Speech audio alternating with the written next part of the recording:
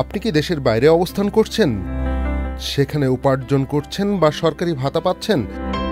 বৈধ পথে অর্থাৎ বাংলাদেশের ব্যাংকিং চ্যানেলে ডলার পাঠালেই সরকার আপনাকে দিচ্ছে আর্থিক প্রণোদনা। $100 দেশে পাঠালে আপনি পাচ্ছেন $2.5 আর্থিক প্রণোদনা। ফলে প্রবাসে অবস্থান করা কোনো বাংলাদেশি $100 পাঠালে দেশে তার আত্মীয় স্বজন পাচ্ছেন 12,300 টাকা, প্রতি ডলার 123 টাকা হিসাবে। এর সঙ্গে সরকারের পক্ষ থেকে এই হিসেবে দেওয়া হয় 307 টাকা 50 পয়সা। কিভাবে পাঠাবেন? আপনি যে দেশেই থাকুন না কেন সে দেশের মুদ্রায় আয় পাঠালে তার ডলার হিসাবে দেশে আসে। ব্যাংকগুলো তা বিতরণ করে বাংলাদেশি টাকায়।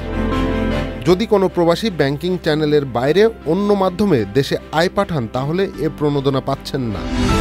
ফলে বৈধ পথে প্রবাসী আয় দিন দিন বাড়ছে। প্রণোদনা পেতে আপনাকে অবশ্যই বৈধ পথে ব্যাংকিং চ্যানেলে অর্থ পাঠাতে হবে। এছাড়া এখন ডলারের দামও ভালো। এর বাইরে মোবাইল আর্থিক সেবা বিকাশ, রকেট, নগদ হিসাবেও সরকারি প্রবাসী আয়ের অর্থ গ্রহণ করা যায়। এজন্য কোনো হিসাবের প্রয়োজন হয় না।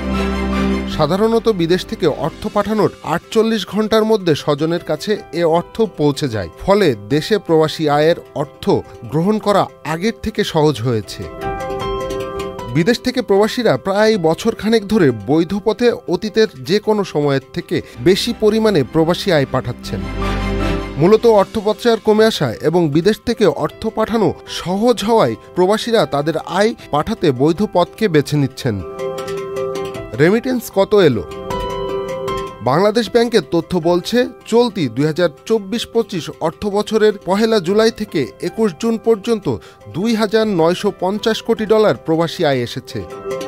গত বছর একই সময় এসেছিল $2,329 কোটি। এর অর্থ হচ্ছে চলতি অর্থ বছরে এখন পর্যন্ত প্রবাসী আয়ে প্রবৃদ্ধি হয়েছে 26.7%।